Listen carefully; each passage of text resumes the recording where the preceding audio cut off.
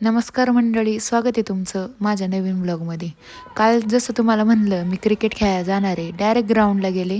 तिथं बघा डोगेश भाऊ मस्त विटामिन डी म्हणजेच सकाळचं कोवळवून घेत होतं.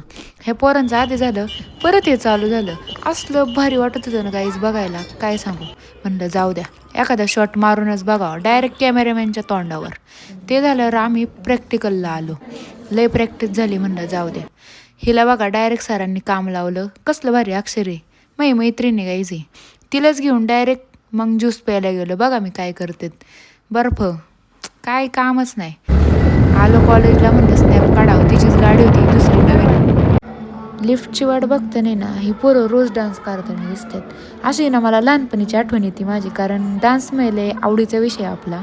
असं वाटतं ह्यांना जाऊन जॉईन व्हावं गाईज. पण मी रोज डान्स करते नाही असं नाही, पण थोडं नाही, ऑथेंटिसिटी नाही अजून. ते आपलं असंच आपलं रँडम असतं. लेक्चर झाल्यानंतर एक लेक्चर कॅन्सल झालं असं कळलं आणि आमचं कॉलेज सुटलं. लवकर कॉलेज सुटले आमचं. काय भाऊ नाही स्वप्नाल तुमच्या?